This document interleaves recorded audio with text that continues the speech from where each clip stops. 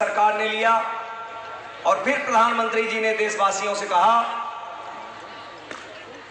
कि इस महामारी को फैलने से रोकने के लिए हमको आवश्यक है कि हम लॉकडाउन करेंगे।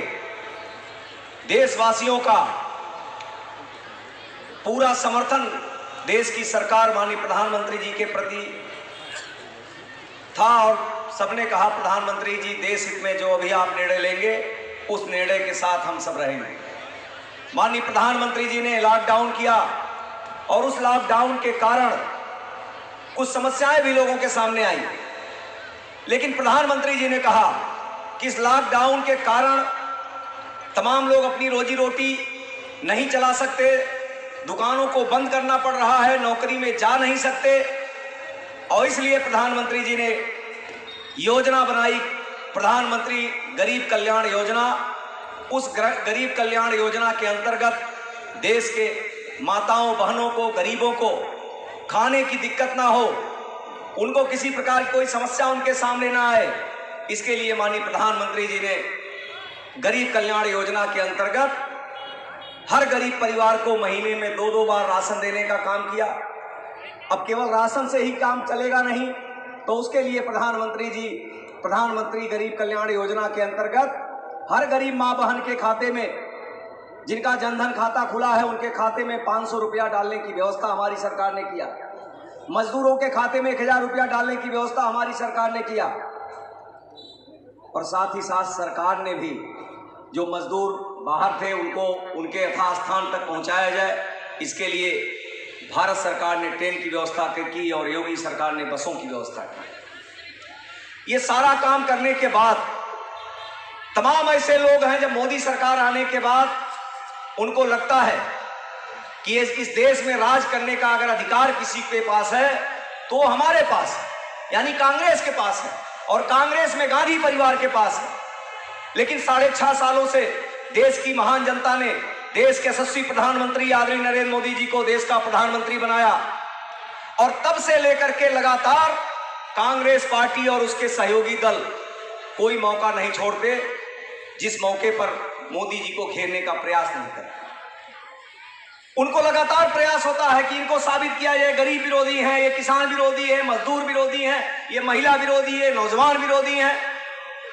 इस कोरोना काल में भी प्रयास किया गया, लेकिन इस कोरोना काल में ऐसी व्यवस्था देश के यशस्वी प्रधानमंत्री ने की कि पूरी दुनिया ने उदाहरण दिया कि अगर व्यवस्था देखनी हो और कोरोना काल में देश के गरीबों के लिए सुविधा देने की बात देखनी हो तो सबसे अच्छी व्यवस्था अगर किसी ने की है तो हिंदुस्तान की मोदी सरकार ने की है। और इस नाते इसमें भी वो फेल हो गए। फेल होने के बाद जब बजट सत्र उसी समय आया था, हमारी सरकार ने कहा देश के गांव गरीब किसान मजदूर के लिए स्वामीनाथन कमेटी की एक रिपोर्ट आई थी, किसानों को अधिक से अधिक सुविधा उपलब्ध कराई जाए, किसानों को अधिक से अधिक अधिकार दिया जाए और उसके लिए वो रिपोर्ट हमारी सरकार नहीं आई थी, कांग्रेस सरकार में आई थी, लेकिन किसी ने उस रिपोर्ट को लागू नहीं किया। हमारे प्रधानमंत्री जी ने बिल लाया पार्लियामेंट में और कानून बना दिया और जब कानून बना दिया उस कानून बनते समय लोकसभा में जब चर्चा बिल आया था, उस पर चर्चा हो रही थी, तो कांग्रेस पार्टी और सपा बसपा अन्य सारे दल उस चर्चा में भाग लिए, अपनी अपनी बात लोगों ने रखी और उसके बाद जब बिल पास हुआ तो पूर्ण बहुमत के साथ बिल पास हुआ, लोकसभा में भी राज्यसभा में। उसको लेकर के सड़क पर वही कांग्रेस पार्टी जो अपने घोषणा पत्र में कही थी यदि हमारी सरकार आती है तो हम इस किसान बिल को जो मोदी जी ने पास किया है इसको हम पास करेंगे। वो कांग्रेस पार्टी फिर एक मौका खोजना शुरू की, अब किसानों का नाम लेकर के आंदोलन चलाया जाए, लगातार प्रयास किया, आंदोलन नहीं चल पाया।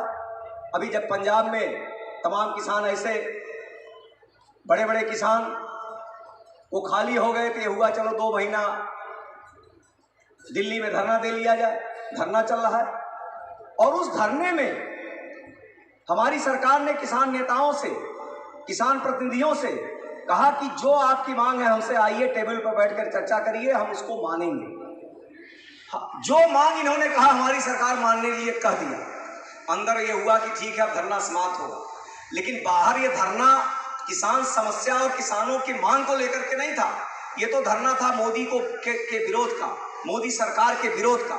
और इस कारण वो जब बाहर निकले तो जो आंदोलन चलवाने वाले लोग हैं, यानी जो मोदी विरोधी विरोध करने वाले लोग हैं, उन्होंने कहा नहीं अब इससे काम नहीं चलेगा। अगर इन्होंने ये मान लिया तो अब ये भी मान ले, ये भी मान ले, ये भी मान ले। अब आप सोचिए, किसान आंदोलन में किसानों के हित की बात होनी चाहिए, किसानों को अधिकार देने की बात होनी चाहिए, किसानों को अधिक से अधिक सुविधा देने की बात होनी चाहिए। लेकिन बात क्या हो रही है, जब हमने किसानों की समस्या जो उन्होंने उठाया उसकी मांग ली, उनको क्या क्या अधिकार दिया वो भी मान लिया मोदी जी ने, तो उन्होंने कहा नहीं अब इतने से काम नहीं चलेगा।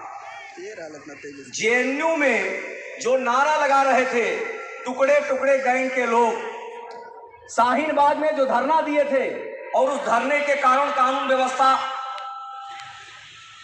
जो खराब हुआ था, उसमें जिनके ऊपर प्रशासन ने, पुलिस प्रशासन ने एफआईआर कर दिया था, जब वार्ता आगे बढ़ने लगी तो उन्होंने कहा कि जेएनयू में जिसके खिलाफ एफआईआर हुआ है वो एफआईआर भी वापस लिया जाए, शाहीन बाग में जो एफआईआर हुआ है वो एफआईआर वापस लिया जाए। धारा 370 और 35 जो मोदी जी ने 70 सालों में जो देश और जम्मू कश्मीर में एक कलंक के रूप में लागू था, उसको जब मोदी जी ने समाप्त किया तो इन लोगों ने कहा कि धारा 370 और 35A भी समाप्त किया जाए। फिर इन्होंने कहा अयोध्या में जो राम मंदिर बन रहा है वो राम मंदिर बनना बंद हो जाए।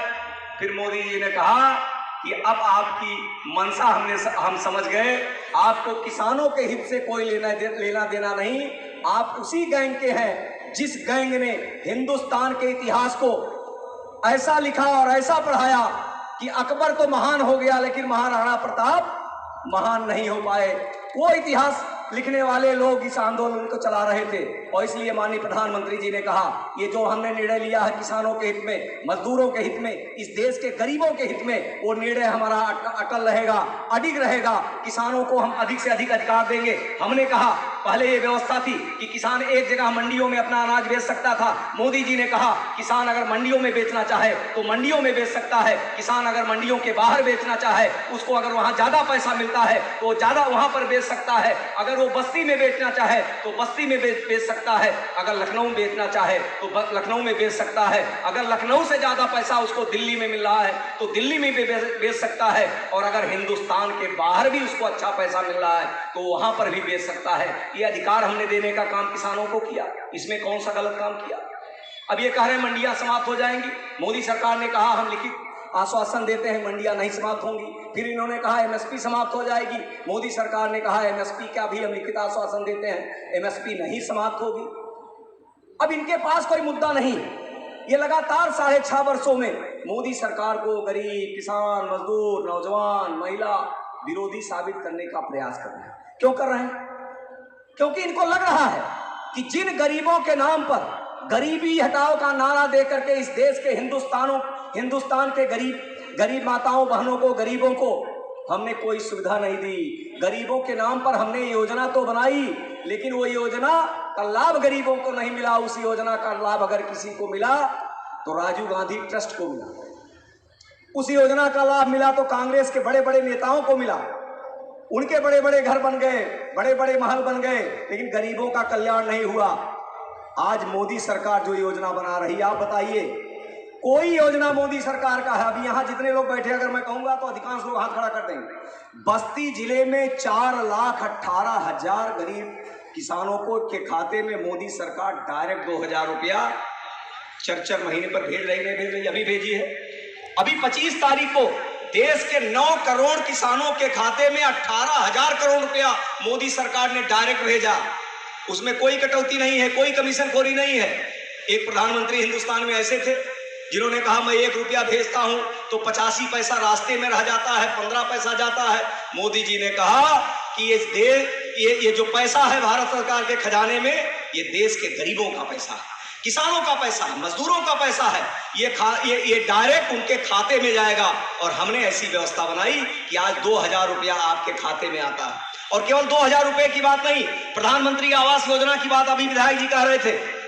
प्रधानमंत्री आवास योजना के अंतर्गत बस्ती जिले में पिछले 6.5 सालों में लगभग 1 लाख आवास हमारी सरकार ने बना करके दिया है। लक्ष्य रखा है कि 2022 तक हर गरीब का आवास बना करके देंगे। और केवल आवास की बात नहीं है, अगर आप 15 साल पहले की बात सोचिए तो गरीब तो छोड़िए, जो अमीर था, सामान्य परिवार जिसके घर में नौकरी थी, उसके घर में भी अभी संजय राय चर्चा कर रहे थे, गैस एक सपने जैसा था, शौचालय एक सपने जैसा था, घर में गरीबों के घर में बिजली की रोशनी हो ये सपने जैसा था। लेकिन अगर इसको चरितार्थ करने का किसी ने काम किया है तो मोदी सरकार ने किया है। हर गरीब के घर में बिजली की रोशनी पहुंचाने का काम, हर गरीब का शौचालय बन जाए इसकी व्यवस्था करने का काम, हर गरीब का प्रधानमंत्री आवास हो जाए इसकी व्यवस्था करने का काम। और इतना ही नहीं, हर गरीब का 5 लाख रुपए तक की दवा हो जाए आयुष्मान भारत योजना के अंतर्गत, ये भी व्यवस्था करने का काम अगर किसी ने किया है तो मोदी सरकार ने किया। मोदी सरकार की जो भी योजना है वो गरीब को केंद्र में रख करके, मजदूर किसान माताओं बहनों को केंद्र में रख करके ये योजना बनाई गई है। और इसलिए आज गरीबों का भी विकास हो रहा है। गरीब का बच्चा भी गैस पर बना हुआ स्वादिष्ट भोजन कर रहा है, वो स्वस्थ रह रहा है। गरीब का बच्चा भी बिजली की रोशनी में पढ़ाई कर रहा है, वो अच्छी पढ़ाई करके अच्छी नौकरी में जा रहा है। यही बात इनको नहीं पच रही है कि गरीब का बच्चा कैसे आगे बढ़ रहा है। ये तो मोदी आ गया, जिन गरीबों को हमने बरसों तक बेवकूफ बना करके हम वोट लेते रहे, उनके विकास के नाम पर वोट लिया और विकास नहीं किया। ये मोदी आ गया है, उन गरीबों का विकास कर रहा है। और मोदी तो ऐसा मोदी है कि जब वो योजना बनाते हैं मोदी जी, तो ये नहीं देखते हैं कौन भाजपा का वोटर है, कोई कौन दूसरे दल का वोटर है। मोदी जी कहते हैं हमारी सरकार सबके साथ सबके विकास की चिंता करती है, हम सबका साथ लेंगे और सबका विकास करेंगे। वो हिंदू हो सकता है, वो मुसलमान हो सकता है। अभी मुस्लिम महिलाओं के ऊपर कितना अत्याचार होता था कि हम बैठे हैं दुबई में, फोन पर बोल दिए तलाक तलाक तलाक तलाक हो गया। हम बैठे हैं अमेरिका में, बोल दिए फोन पर तलाक तलाक तलाक तलाक हो गया।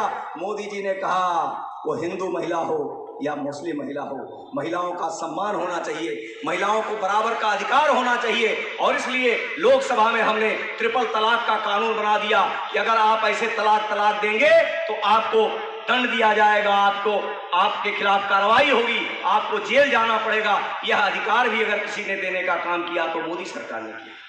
ये सारी योजना माननीय प्रधानमंत्री जी ने देश के गांव, गरीब, किसान, मजदूर के विकास के लिए बनाई है। और इसीलिए ये जो कांग्रेस और वामपंथी दल और जितने हैं, ये सपा बसपा सब कांग्रेस के सहयोगी हैं, सब मिल करके मोदी सरकार को कैसे बदनाम किया जाए। लेकिन बदनाम नहीं कर पा रहे हैं क्योंकि गरीबों को ही पता है। ये तो ऐसा प्रधानमंत्री आया है जो हमेशा गरीब गरीब गरीब गरीब की बात करता है, गरीब के विकास की बात करता है। तो इसीलिए ये किसान आंदोलन चलाया जा रहा है दिल्ली में, समझने की आवश्यकता है। आज शैलेंद्र सिंह जी और इस विद्यालय के लोगों ने शानदार कार्यक्रम यहाँ पर किसान पंचायत का, किसान सम्मेलन का आयोजित किया। मैं इनका आभार व्यक्त करता हूँ, इनकी पूरी टीम का आभार व्यक्त करता हूँ, इनको बधाई भी देता हूँ कि आज यहाँ पर इतनी बड़ी संख्या में लोग उपस्थित हुए। हमारी माताएं बहनें भी बड़ी संख्या में उपस्थित हुई, इस क्षेत्र के बुजुर्ग नौजवान मित्र भी बड़ी संख्या में उपस्थित हुए।